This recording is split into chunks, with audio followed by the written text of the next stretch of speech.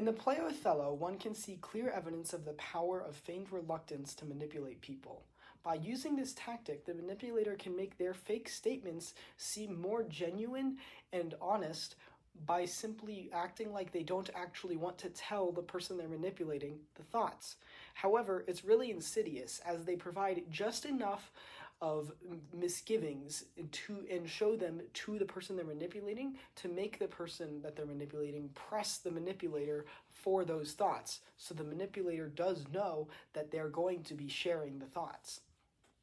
This can be very clearly seen in Act 3, Scene 3 of Othello, as Iago provides Othello with just enough physical misgivings and hidden observations to make Othello press him even through intense argument for Iago's thoughts.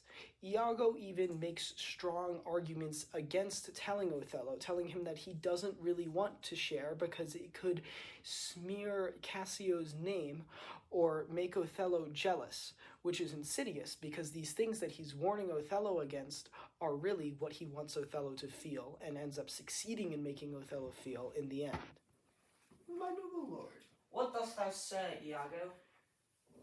did Michael Cassio, when you wooed my lady, know of your love? He did from first to last. Why dost thou ask? But for a satisfaction of my thought, no further harm. Why are thy thoughts, Iago? I did not think he had been acquainted with her. Oh yes, it went between us very often. Indeed? Indeed. Discernest thou us in that? Is he not honest? Honest, my lord. Honest, I honest.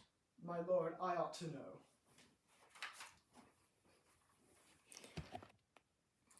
What dost thou think?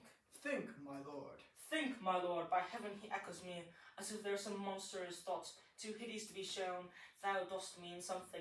I heard thee say even now, thou likest not that, when Cassio left my wife, what didst not like? When I told thee he was of my counsel, in my whole course of wooing, thou criest, indeed, and didst contract and purse thy brow together, as if thou hadst shut up in thy brain some horrible conceits. If thou dost love me, show me thy thought. My lord, you know I love you. I think thou dost, and for I know thou art full of love and honesty, and waste thy words before thou givest them breath. Therefore, these stops of thine fright me the more, for such things in a false, disloyal knave are tricks of custom, but in a man that's just, they are close relations working from the heart that passion cannot rule. Nor for my manhood, honesty, or wisdom, to let you know my thought. What dost thou mean? Good name in man and woman, dear my lord, is the immediate jewel of their souls. Who steals my purse steals trash. 'Tis something nothing. 'Twas mine, 'tis his, and has been slave to thousands. But he that filches from me my good name robs me of that which not enriches him, and makes me poor indeed. By heaven I'll know thy thoughts. You cannot, if my heart were in your hand, nor shall not, while 'tis in my custody. Ha! Oh, beware, my lord, of jealousy. It is the green-eyed monster which doth mock the meat it feeds on. That cuckold lives in bliss who, certain of his fate, loves not his wronger. But oh, what damned minutes tells he o'er, who dotes, yet doubts, suspects, yet strongly loves. Oh, misery!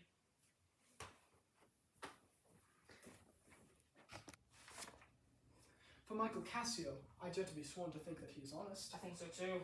Men should be what they seem. For those that be not, would they might seem none. Certain men should be what they seem. Why then I think Cassio is an honest man. Nay, yet there's more in this. I pray thee, speak to me as thy thinkings, as thou dost ruminate, and give thy worst of thoughts, worst of words. Good my lord, pardon me. Though I am bound to every act of duty, I am not bound to that all slaves are free to. Utter my thoughts, why, say they are vile and false, as where's that palace whereunto foul things sometimes intrude not, who keeps a breast so pure, but some uncleanly apprehensions keep veit and law days in session sit, with meditations lawful. Thou dost conspire against thy friend Iago, if thou but thinkest him wronged, and makest his ear a stranger to thy thoughts. Okay. We can come. Thou dost conspire against thy friend Iago, if thou but thinkest him wronged, and makest his ear a stranger to thy thoughts. I do beseech you, though I am perchance vicious in my guess, as I confess it is my nature's plague to spy into abuses, and oft my jealousy shapes faults that are not, and that your wisdom yet, from one that so imperfectly conceits, would take no notice, nor may build yourself a trouble out of his scattering and unsure observance. It were not for your quiet, nor your good, nor for my manhood, honesty, or wisdom to let you know my thoughts. Poor and content is rich and rich enough, but rich's fineness is as poor as winter to him who ever fears he shall be poor.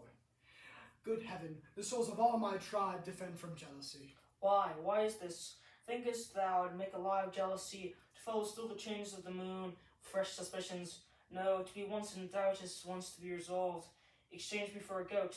When I shall turn the business of my soul to such exsuffocate and blown surmises, matching thy influence, 'tis not to make me jealous to say my wife is fair, feeds well, loves company, is free of speech, sings, plays, and dances well. Where virtue is, these are more virtuous. Nor from mine own weak merits will I draw the smallest fear or doubt of her revolt. Nor, for she had eyes and chose me. No, Iago, I'll see before I doubt. When I doubt, prove. And on the proof there is no more but this: away at once with love or jealousy. I am glad of it, for now I have reason to show the love and duty I bear you with franker spirit. Therefore, as I am bound, receive it from me. I speak not yet of proof. Look to your wife. Observe her well with Cassio. Wear your eye thus, not jealous nor secure. I would not see your free and noble nature out of self-bounty be abused. Look to it. I know our country disposition well. In Venice, they do let the heavens see what they dare not show their husbands.